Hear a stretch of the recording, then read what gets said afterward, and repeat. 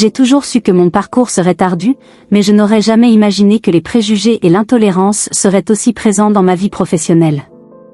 Je m'appelle Aminata Diop et je suis une femme noire musulmane vivant en France. Je travaille comme analyste de données dans une entreprise technologique renommée, où chaque jour je porte fièrement mon hijab comme expression de ma foi et de mon identité. Ce matin-là, je suis arrivée au bureau le cœur léger, prêt à affronter une autre journée de défis et de réalisations. Pourtant, j'avais à peine franchi le seuil que François, mon manager, s'est approché. Il avait déjà cette expression que j'avais appris à craindre, un mélange de mépris et de supériorité. « Aminata, tu penses vraiment que c'est professionnel de porter ce tissu sur la tête ?» a-t-il dit, assez fort pour que tous ses collègues autour de lui l'entendent. J'ai senti mon visage s'échauffer de honte et de colère. Même si j'étais déjà habituée aux regards et aux commentaires préjugés, être humiliée publiquement par mon supérieur était une autre chose. J'ai essayé de rester calme et j'ai répondu, de la voix la plus ferme possible, « François, cela fait partie de qui je suis. Mon hijab n'interfère pas avec ma capacité de travailler. » Il rit, d'un rire froid et dédaigneux. « Nous verrons si le conseil d'administration est d'accord avec cela », a-t-il déclaré avant de s'éloigner, me laissant là, la gorge nouée et les larmes menaçant de couler. J'ai pris une profonde inspiration et me suis dirigée vers mon bureau, essayant de me concentrer sur les tâches de la journée. Cependant, mon esprit était dans un tourbillon. Comment pouvait-il être si cruel? Et pourquoi personne autour n'a rien dit? Mes collègues regardaient simplement de travers, certains avec pitié, d'autres avec indifférence. J'ai senti une légère tape sur mon épaule et je me suis retournée pour voir Marie, mon amie et collègue. « Aminata, ça va ?» demanda-t-elle, l'inquiétude évidente dans ses yeux. « Non, Marie, je ne le suis pas, avouai-je, la voix se brisant. J'en ai marre d'être traitée comme ça. Pourquoi fait-il ça? Pourquoi personne ne fait rien? Tu ne peux pas laisser ça partir, Aminata, dit Marie d'un ton ferme. Vous devez parler aux ressources humaines. C'est du harcèlement, c'est du racisme. Nous ne pouvons pas le laisser continuer à vous faire ça. Je savais qu'elle avait raison, mais l'idée de confronter François et de dénoncer son comportement me paraissait effrayante. Cependant, je ne pouvais pas continuer à garder le silence. J'ai décidé qu'il était temps d'agir. Tu as raison, Marie. Je vais aller au RH tout de suite. Je me suis rendue au bureau de Jean-Pierre, le responsable des ressources humaines. Il m'a accueilli avec un sourire poli, mais ses yeux montraient de l'impatience. Lorsque j'ai commencé à signaler le comportement de François, le sourire a disparu et il a pris une expression sérieuse. Aminata, je comprends que tu sois bouleversée, mais es-tu sûre de ne pas réagir de manière excessive? François est un manager respecté et peut-être as-tu mal interprété ses intentions. J'ai senti l'indignation monter en moi. Jean-Pierre, je sais ce que j'ai entendu. Il a tenu des propos racistes devant tout le monde. Ce n'est pas acceptable. Jean-Pierre soupira et feuilleta quelques papiers sur son bureau, évitant mon regard.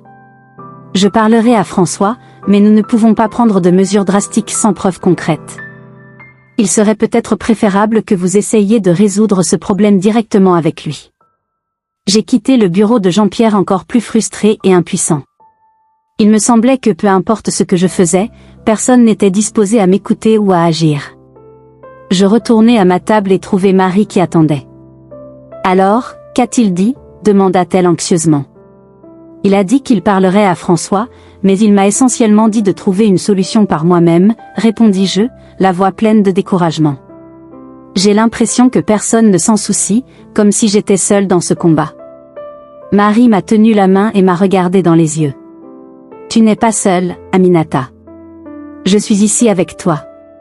Et nous ne pouvons pas le laisser s'en tirer. Il existe d'autres moyens de lutter contre cela. Pensons à quelque chose. » Ses yeux exprimaient une détermination qui me donnait de la force. C'était réconfortant de savoir que, malgré tout, j'avais un réel soutien.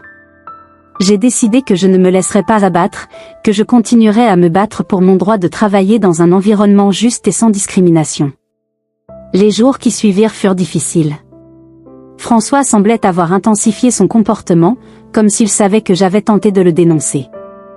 Il m'a assigné des tâches impossibles et a critiqué injustement mon travail lors des réunions, toujours avec ce sourire dédaigneux sur le visage. Mais j'étais déterminée à ne pas abandonner.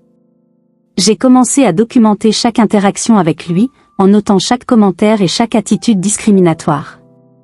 Marie a continué à me soutenir, m'encourageant à demander des conseils juridiques. Aminata, tu as besoin d'un avocat. Quelqu'un qui puisse t'aider à poursuivre l'entreprise en justice pour discrimination. Nous ne pouvons pas le laisser continuer comme ça. Je savais qu'elle avait raison. Je ne pouvais pas lutter seule contre un système qui semblait être contre moi. J'ai décidé de demander une aide juridique. Avec le soutien de Marie, j'ai trouvé Malik, un avocat spécialisé dans les dossiers de discrimination. Lorsque nous nous sommes rencontrés dans son bureau, il m'a accueilli avec un sourire chaleureux et une poignée de main ferme. Alors, Aminata, raconte-moi tout. Je veux entendre ton histoire et comprendre comment je peux t'aider, a déclaré Malik, avec un ton qui exprime l'empathie et le professionnalisme. Je lui ai tout raconté, depuis les premiers propos de François jusqu'à la manière dont Jean-Pierre a minimisé la situation. Malik écoutait attentivement, prenant des notes de temps en temps. Quand j'ai eu fini, il a hoché la tête et m'a dit, « Vous avez de solides arguments, Aminata. Nous allons rassembler toutes les preuves et engager des poursuites judiciaires contre François et l'entreprise. Vous méritez justice et nous allons nous battre pour cela. » J'ai ressenti un énorme soulagement en entendant ces paroles. Finalement, quelqu'un a voulu m'aider, se battre à mes côtés. Malik m'a donné des instructions détaillées sur la façon de tout documenter efficacement et a promis d'être en contact constant pour s'assurer que nous ne manquions aucun détail important. En rentrant chez moi ce jour-là, j'ai senti un nouvel espoir fleurir en moi. Je savais que le voyage serait encore long et difficile, mais j'avais désormais des alliés à mes côtés. J'étais prêt à me battre, non seulement pour moi-même, mais aussi pour tous ceux qui souffrent en silence des préjugés et de la discrimination. Cette nuit-là, quand j'ai fait mes prières, j'ai demandé force et courage pour continuer, sachant qu'avec foi et détermination, je pourrais surmonter n'importe quel obstacle. Le lendemain au travail serait un nouveau défi, mais j'étais préparée. Le combat pour la dignité et la justice ne faisait que commencer. Une autre journée de travail s'est levée, et j'étais là, Aminata Diop, déterminée à relever les défis que François Leclerc tenait à imposer. Depuis l'humiliant incident du premier jour, la situation n'a fait qu'empirer. François semblait prendre plaisir à me compliquer la vie en me confiant des tâches impossibles à réaliser dans les délais impartis. Je savais qu'il avait fait cela délibérément, dans l'espoir que j'échouerais et que je lui fournirais davantage de munitions pour ses critiques injustes. Ce matin-là, en arrivant à mon bureau, j'ai trouvé une pile de documents qu'il m'avait laissés. Il y avait des instructions vagues et des délais absurdement courts. J'ai soupiré, mais j'ai décidé que je ne me laisserais pas abattre. Chaque fois que François essayait de me faire tomber, je sentais ma détermination grandir. J'ai ouvert mon ordinateur portable et me suis mis au travail, documentant méticuleusement chaque interaction avec lui. J'ai décidé que j'aurais une réponse toute prête à chaque accusation injuste. Peu de temps après, François apparaît à ma table. Avec un sourire sarcastique, il dit, « Aminata, j'espère que tu es prête pour la réunion d'aujourd'hui. Je veux voir un rapport détaillé sur ces données d'ici la fin de la journée. » « J'y travaille, François, répondis-je en restant calme. « Il vaudrait mieux que ce soit, a-t-il répondu, je ne veux plus d'excuses. » Alors qu'il s'éloignait, j'ai senti un nœud se former dans mon ventre, mais j'ai continué. La rencontre serait un défi, mais elle était déterminée à montrer qu'elle en était capable. J'ai travaillé sans interruption, analysé les données avec précision et préparé un rapport complet. Lorsque l'heure du rendez-vous est arrivée, j'étais nerveux mais confiant dans mon travail. Dans la salle de réunion, François a commencé sa présentation et il est vite apparu qu'il avait l'intention de me rabaisser devant tout le monde. « Aminata, peux-tu nous présenter tes résultats ?» demanda-t-il d'un ton qui masquait à peine son intention de m'embarrasser. Je me suis levée et j'ai commencé à parler, expliquant clairement chaque point de mon rapport. François m'interrompait de temps en temps, essayant de me surprendre en contradiction ou de me signaler des défauts, mais j'étais préparée. À un moment donné, il a dit, « Ces chiffres ne semblent pas corrects. Avez-vous revu votre analyse ?» « Oui, je l'ai revue, répondis-je fermement.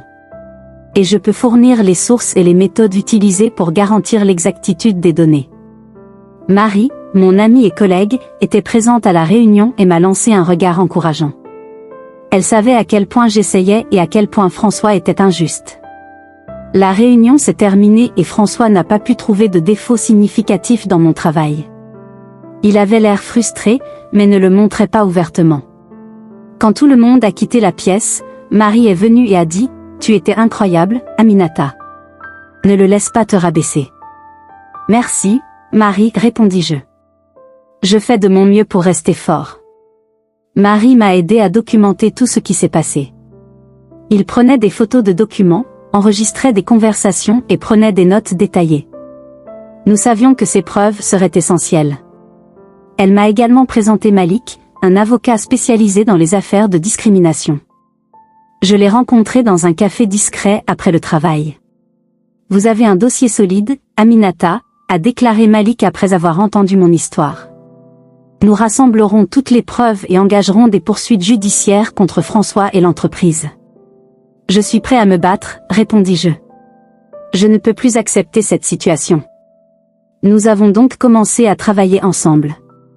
Malik m'a guidé sur la façon de procéder et j'ai continué à tout documenter.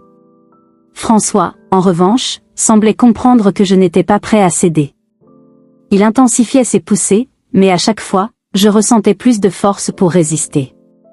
Un après-midi, François revint à ma table, cette fois avec un air de supériorité encore plus évident. « Aminata, j'ai besoin que tu examines ces données et que tu prépares un nouveau rapport d'ici demain matin. » J'ai regardé la pile de documents qu'il avait laissés. Le travail était énorme et clairement impossible à réaliser en si peu de temps. « Je ferai de mon mieux, François, répondis-je calmement. « Faire de votre mieux n'est pas suffisant, siffla-t-il. Je veux des résultats parfaits. » Lorsqu'il s'éloigna, Marie s'approcha. « C'est ridicule, Aminata. Il essaie de te faire échouer exprès. »« Je sais, répondis-je en prenant une profonde inspiration. Mais je ferai de mon mieux pour réaliser ce travail. » J'ai travaillé tard dans la nuit, examinant les données et préparant le rapport. Marie est restée avec moi, m'aidant autant qu'elle le pouvait. Quand j'ai finalement fini, j'étais épuisée, mais je savais que j'avais fait de mon mieux. Le lendemain, j'ai remis le rapport à François. Il a semblé surpris que j'ai réussi à accomplir la tâche, mais il n'a montré aucune satisfaction. « Je vais revoir ça, dit-il froidement. J'espère que c'est exact. » J'ai continué à documenter chaque interaction, chaque tâche impossible, chaque commentaire injuste. Avec le soutien de Marie et les conseils de Malik, j'avais l'impression d'être sur la bonne voie. François pouvait essayer de me faire tomber, mais j'étais déterminée à me battre pour ma dignité et ma justice. Lorsque j'ai revu Malik, il était optimiste. « Nous montons un dossier solide, Aminata. Avec toutes ces preuves, nous avons de bonnes chances de gagner. »« Je suis prêt à affronter tout ce qui arrive, » répondis-je. « Je ne peux plus continuer comme ça. » Alors que nous poursuivions notre combat, j'ai réalisé que je n'étais pas seule. Marie, Malik et même d'autres collègues qui commençaient à comprendre ce qui se passait m'ont soutenu. François était peut-être puissant, mais j'avais la vérité et la justice de mon côté. Chaque jour était une bataille, mais ma détermination n'a fait que croître. Je savais que notre combat ne serait pas facile, mais j'étais prêt à continuer jusqu'au bout. Après tout, c'était ma vie, ma dignité et mon combat pour la justice. Le lendemain matin, j'avais l'impression d'être un volcan sur le point d'entrer en éruption. Malik et moi avions travaillé sans relâche à la préparation du dossier. Chaque détail, chaque courriel chargé de parti pris, chaque commentaire dédaigneux de François a été méticuleusement documenté. Agir en justice était le seul moyen de faire face à l'injustice et de préserver ma dignité. Je suis arrivée au bureau avec un mélange d'anxiété et de détermination. Les rumeurs couraient déjà dans les couloirs comme un incendie incontrôlable. Je ressentais les regards curieux et parfois inconfortables de mes collègues. Marie, toujours fidèle, m'a serré dans ses bras et m'a murmuré à l'oreille, « Nous sommes avec toi, Aminata. Ne te laisse pas abattre. » François, en revanche, semblait plus tendu que jamais. Il traversait le bureau à pas rapides et avec des gestes brusques, essayant de garder sa façade d'autorité inébranlable. Mais je savais qu'il avait peur. Et il avait des raisons de le faire. Malik est arrivé peu après moi, apportant avec lui une aura de confiance qui m'a revigorée. « Faisons ça, dit-il en tendant une main ferme. Je l'ai suivi jusqu'à la salle de réunion, où Jean-Pierre, le responsable RH, nous attendait déjà avec une expression sérieuse. « Bonjour », commença Malik sans détour. « Nous sommes ici pour discuter des accusations de discrimination et de harcèlement racial contre Monsieur François Leclerc. » Jean-Pierre a tenté d'intervenir, mais Malik l'a interrompu d'un geste décisif. « Nous disposons de preuves substantielles du comportement inapproprié de Monsieur Leclerc. Je vous suggère d'écouter ce que nous avons à dire avant de prendre une décision hâtive. » François entra dans la pièce peu après, sa posture raide trahissant la tension qu'il tentait de cacher. « C'est absurde », a-t-il déclaré, sans même attendre que Malik continue. « Ces accusations sont totalement infondées et ne visent qu'à ternir ma réputation. » Malik est resté imperturbable. « Nous avons des courriels, des témoignages et des enregistrements qui prouvent le contraire, a-t-il déclaré en ouvrant un dossier rempli de documents. Voici un exemple de mail envoyé par Monsieur Leclerc à Mademoiselle Diop, truffé de commentaires racistes et injurieux. François lança un regard meurtrier à Jean-Pierre, qui semblait avoir des sueurs froides. « C'est un complot », il a crié. « Vous ne pouvez pas croire ces mensonges. » « Mensonges » Malik haussa un sourcil. « Pouvons-nous appeler Mademoiselle Marie pour confirmer ce qui a été dit dans ces emails ? Et nous avons aussi d'autres collègues qui sont prêts à témoigner sur le comportement de Monsieur Leclerc. » Jean-Pierre semblait perdu. « Peut-être devrions-nous suspendre temporairement Monsieur Leclerc pendant que nous enquêtons sur ces allégations, a-t-il suggéré, la voix tremblante. François était furieux. « C'est un scandale. Je n'accepterai pas ça. » « Il ne s'agit pas d'accepter, » répond calmement Malik. « C'est une question de justice. Et justice sera rendue. » Les paroles de Malik résonnèrent dans la pièce et pendant un instant, le silence fut assourdissant. Jean-Pierre finit par acquiescer. « Monsieur Leclerc, vous êtes temporairement suspendu le temps que nous menions une enquête approfondie. » François quitta la pièce en claquant la porte, laissant derrière lui une traînée d'indignation. J'ai senti un énorme poids s'enlever de mes épaules, mais je savais que la bataille était loin d'être terminée. Malik et moi avons quitté la salle de réunion et avons été accueillis par Marie, qui attendait anxieusement dehors. « Et puis » demanda-t-elle, l'inquiétude évidente sur son visage. « François a été suspendu, dis-je en essayant de contenir mon émotion. Mais nous avons encore un long chemin à parcourir. » Marie sourit, les yeux brillants de sympathie. « Nous y arriverons, Aminata. Nous sommes tous avec toi. » J'ai passé le reste de la journée à essayer de me concentrer sur mon travail, mais la tension au bureau était palpable. Certains collègues m'ont lancé des regards encourageants, tandis que d'autres ont évité tout contact visuel. Je savais que la nouvelle du procès s'était répandue et qu'il existait des divisions claires entre les employés. En fin de journée, Malik et moi nous sommes retrouvés pour revoir notre stratégie. François va tenter de manipuler Jean-Pierre et d'autres collègues pour qu'ils témoignent contre vous, a déclaré Malik, l'air grave. Nous devons être préparés à cela. Je sais, répondis-je, sentant la détermination monter en moi. Je ne le laisserai pas m'intimider. Le lendemain matin, une réunion tendue a été convoquée pour discuter de la situation. François était absent, mais sa présence planait toujours sur nous comme une ombre menaçante. Malik a présenté les preuves avec clarté et force, ne laissant que peu de place au doute. Nous avons ici des enregistrements de réunions au cours desquelles Monsieur Leclerc a tenu des propos racistes et dédaigneux à l'égard de Mademoiselle Diop, a déclaré Malik en posant une clé USB sur la table. Jean-Pierre, visiblement mal à l'aise, tente de minimiser la situation. Il y a peut-être eu un malentendu, a-t-il suggéré. Monsieur Leclerc a toujours été un employé exemplaire. Une incompréhension ? Répéta Malik avec incrédulité. Nous disposons de preuves irréfutables. Il n'y a pas de place pour une interprétation erronée. La pièce devint silencieuse tandis que Malik diffusait les enregistrements. Les propos de François, pleins de venin et de préjugés, ont résonné dans toute la salle, laissant tout le monde sous le choc. Il était impossible de nier la vérité. Jean-Pierre a fini par céder. Nous devons suspendre définitivement Monsieur Leclerc pendant que l'enquête se poursuit, a-t-il déclaré d'une voix faible. Nous ne pouvons pas ignorer ces preuves. J'ai quitté la réunion avec un mélange de soulagement et de fatigue. La bataille était loin d'être terminée, mais au moins une étape importante avait été franchie. Malik m'a tapoté l'épaule. Tu as été incroyable, Aminata. Nous le faisons. Marie nous rejoint, son sourire rayonnant. Ce n'est que le début, a-t-elle déclaré. Nous continuerons à nous battre jusqu'à ce que justice soit rendue. En rentrant chez moi ce soir-là, j'ai pensé à tout ce qui s'était passé. Le combat était loin d'être terminé, mais je savais que je n'étais pas seule. Avec le soutien de Malik, Marie et d'autres collègues, elle était déterminée à aller de l'avant et à obtenir la justice qu'elle méritait. Au fond de mon cœur, je savais que ce voyage ne concernait pas seulement moi.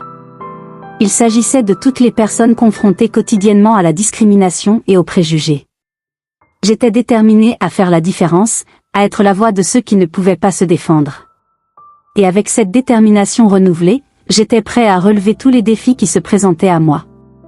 Avec François absent, j'ai commencé à remarquer un changement positif dans l'environnement de travail. L'air semblait plus léger et la tension qui régnait dans le bureau commençait à se dissiper. Cependant, la résistance était toujours présente, quoique de manière plus secrète. Certains collègues évitaient de me parler, d'autres gardaient des regards furtifs et murmuraient que je ne pouvais pas les ignorer. Mais j'étais déterminée à continuer, à ne pas me laisser abattre par ceux qui n'avaient pas encore compris la gravité de la situation. Un soir, en rentrant chez moi, ma famille était réunie dans le salon. Ma mère, avec son sourire accueillant, m'a demandé de m'asseoir à côté d'elle. « Aminata, comment s'est passée ta journée ?» a-t-elle demandé, la voix pleine d'inquiétude et d'affection. Je soupirai, essayant de trouver les mots justes. « C'était une journée meilleure, maman. Sans François, l'ambiance est plus calme, mais il y a encore ceux qui résistent au changement. » Mon père, toujours pilier de force et de sagesse, me regardait avec ses yeux perçants. « Ma fille, tu es forte. N'oublie pas que le changement ne se produit pas du jour au lendemain. Reste forte dans ton combat. » Mes frères hochèrent la tête, montrant leur soutien silencieux. C'est à ce moment-là que j'ai réalisé à quel point leur soutien était crucial. La bataille au travail était épuisante, mais savoir que j'avais un réseau de soutien à la maison m'a donné la force de continuer. Quelques jours plus tard, l'affaire était jugée. Malik, mon avocat, était confiant. « Aminata, nous avons un dossier solide. Les preuves sont accablantes et je pense que nous avons de bonnes chances de gagner. » Nous sommes entrés dans la salle d'audience et j'ai senti un frisson me parcourir le dos en apercevant François de l'autre côté. Il était accompagné de ses avocats, qui semblaient prêts pour la guerre. Mais je n'étais pas seule. Malik était à côté de moi, à ma grande surprise, Marie était là aussi. Elle m'a souri, exprimant une confiance dont j'avais besoin à ce moment-là. Les témoignages ont commencé et j'ai été surpris de voir des collègues auxquels je ne m'attendais pas témoigner en ma faveur. Jean-Luc, l'un des analystes de données les plus anciens de l'entreprise, a été le premier à prendre la parole. Je travaille dans l'entreprise depuis plus de 10 ans et je peux dire que François a toujours eu des comportements discriminatoires. Aminata n'est que la dernière victime de ses attitudes racistes. Une autre collègue, Sophie, a poursuivi son témoignage. Je n'avais jamais eu le courage de m'exprimer auparavant, mais vu le courage d'Aminata, j'ai senti qu'il était temps de prendre position. François m'avait harcelé moralement à plusieurs reprises et j'avais toujours peur de perdre mon emploi si je parlais. Leurs paroles m'ont profondément ému. Je n'aurais jamais imaginé que mon combat inspirerait d'autres personnes à dénoncer également l'injustice. Malik, sentant mon émotion, m'a tenu la main pendant un bref instant, me transmettant sa sympathie. Lors d'une pause, Marie s'est approchée de moi. « Aminata, tu vas très bien. Tout le monde ici est de ton côté. Reste fort. » J'ai souri, ressentant un élan de gratitude. « Merci, Marie. Je ne sais pas ce que je ferais sans ton soutien. » À la reprise du procès, François est appelé à témoigner. Ses avocats ont tenté de dresser le portrait d'un manager accusé à tort, mais les preuves contre lui étaient accablantes. Malik a présenté des courriels, des enregistrements et des témoignages prouvant le comportement raciste et discriminatoire de François. François, visiblement ébranlé, tente de se défendre. « Je n'ai jamais eu l'intention de discriminer qui que ce soit. Ce n'est qu'un malentendu. » Malik, sans se laisser décourager, a répliqué. « Alors comment expliquez-vous les emails dans lesquels vous faites clairement des commentaires racistes à l'égard d'Aminata et d'autres collègues? Comment expliquez-vous les nombreuses plaintes qui ont été ignorées par le service RH? François était sans voix, son visage se tordant dans une expression de colère et de frustration. Je savais qu'il ne pouvait plus se cacher derrière des mensonges et des manipulations. Quand je suis rentrée chez moi ce soir-là, j'ai ressenti un mélange d'épuisement et de soulagement. Ma famille était impatiente de savoir comment s'était déroulée la journée au tribunal. C'était intense, mais je pense que nous sommes sur la bonne voie, dis-je en essayant de cacher l'émotion dans ma voix. Ma mère me tenait la main, les yeux brillants de fierté. Nous sommes tous très fiers de toi, ma fille. Continue de te battre pour la justice. Les jours suivants furent tout aussi intenses. Les audiences se sont poursuivies et chaque témoignage a semblé renforcer notre cause. Je me sentais de plus en plus confiant, sachant que la vérité éclatait enfin. Un jour, après une longue audience au tribunal, Malik m'a convoqué pour une conversation privée. Aminata, je veux que tu saches que je suis très fière de ton courage. Ce n'est pas facile de tenir tête à un système aussi ancré dans la discrimination, mais tu fais un travail incroyable. J'ai souri, ressentant un élan de gratitude. Merci, Malik. Je ne pourrais pas faire ça sans toi. Il hocha la tête, le regard sérieux. Nous avons encore un long chemin à parcourir, mais je suis convaincu que nous gagnerons. Le lendemain, d'autres déclarations ont été entendues. Certains collègues que je considérais comme neutres ont commencé à raconter leurs propres expériences de discrimination. Chaque histoire était un rappel douloureux de la façon dont le racisme et les préjugés peuvent corroder un lieu de travail. Un après-midi, alors que je sortais du tribunal, Marie m'a demandé du café.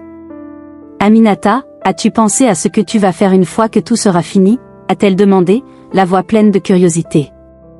J'ai réfléchi un moment avant de répondre. Pas encore, Marie. Je pense que je suis tellement concentrée sur le présent que je n'ai pas eu le temps de penser à l'avenir.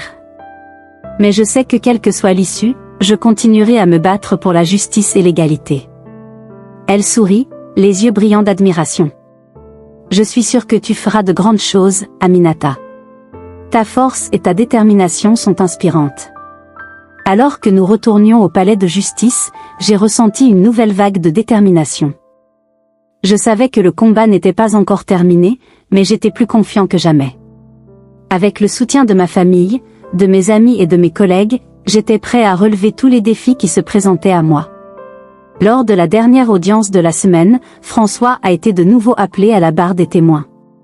Son air arrogant avait disparu, remplacé par une expression de désespoir.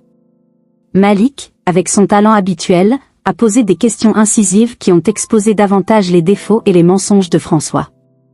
Une fois la journée au tribunal terminée, Malik et moi nous sommes assis sur un banc voisin, observant les gens autour de nous. Nous y sommes presque, Aminata. Reste forte. La justice se rapproche. J'acquiesçai, ressentant un mélange de fatigue et d'espoir. Merci, Malik. Pour tout. L'affaire était loin d'être terminée, mais chaque jour qui passait me donnait plus de force. Je savais que quelle que soit l'issue, mon combat avait allumé une flamme en faveur du changement. Et dans cet esprit, j'étais prêt à relever les prochains défis, sachant que la dignité et la justice étaient des valeurs pour lesquelles il valait la peine de se battre. La pression du procès commençait à peser sur nous tous. Chaque jour était un combat et je savais que François n'abandonnerait pas facilement.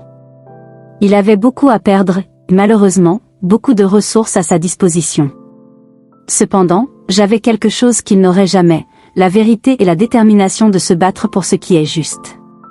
Un matin, alors que je révisais quelques notes avec Malik dans son bureau, nous avons reçu un appel urgent d'un de nos informateurs. François essayait de soudoyer des témoins. La nouvelle ne m'a pas surpris, mais elle m'a rempli d'indignation.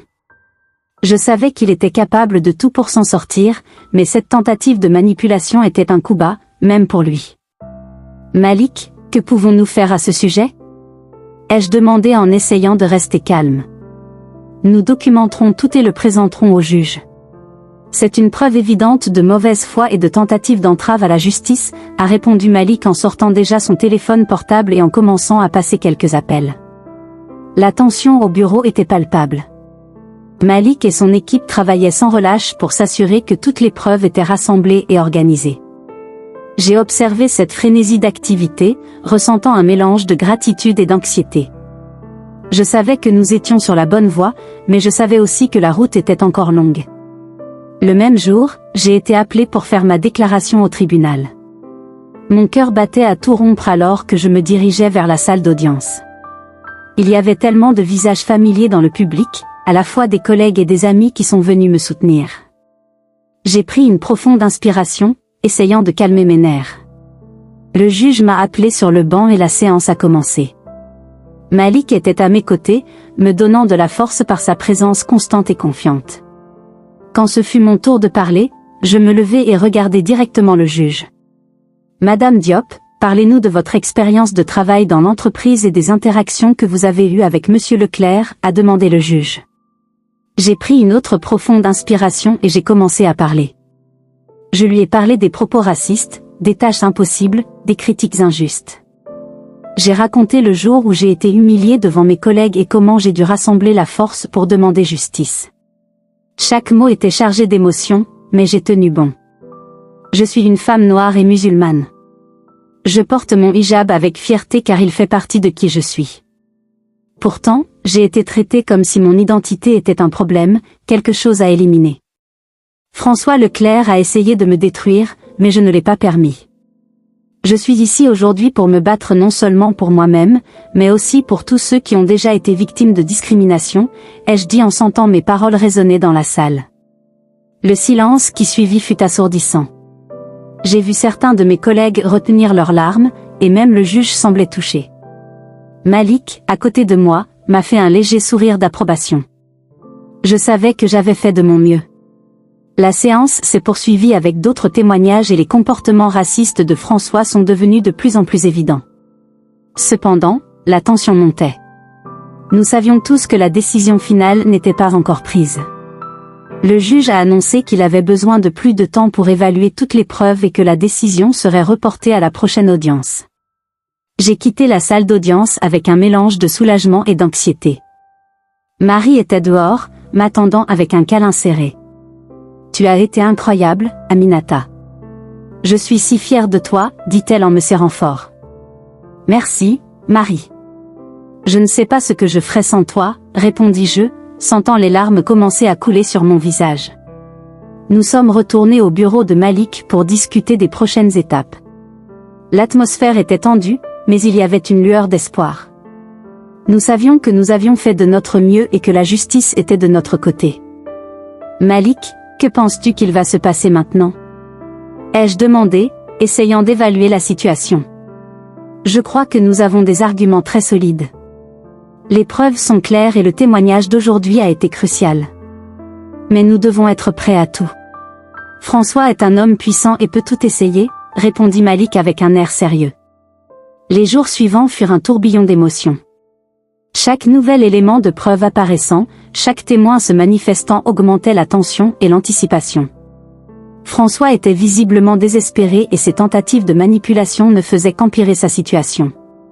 Finalement, le jour de la décision arriva. La salle d'audience était pleine à craquer et l'atmosphère était à l'anticipation. François était là, avec son avocat à ses côtés, mais il avait l'air d'un homme vaincu. Moi, en revanche, j'ai ressenti un calme étrange. Je savais que j'avais fait tout ce que je pouvais et que, quel que soit le résultat, j'avais combattu avec dignité et courage. Le juge entra dans la salle et tout le monde se leva. Il commença à lire son verdict, et chaque mot semblait résonner dans la pièce.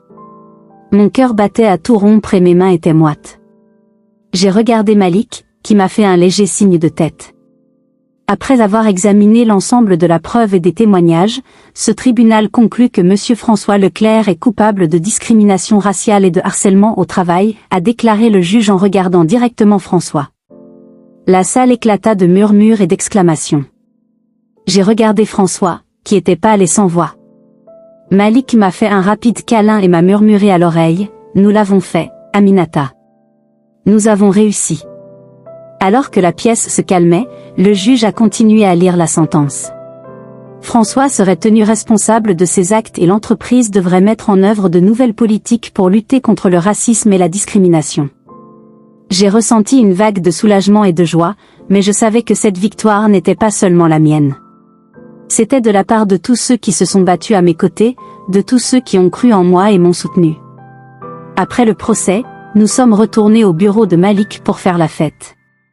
Il y a eu des rires, des câlins et quelques larmes de joie. Marie était là, souriante radieusement. Je savais que tu pouvais le faire, Aminata. Vous êtes une source d'inspiration pour nous tous, dit-elle en me serrant à nouveau dans ses bras. Merci, Marie. Je n'aurais pas pu le faire sans vous et tous ceux qui m'ont soutenu, ai-je répondu, ressentant une profonde gratitude.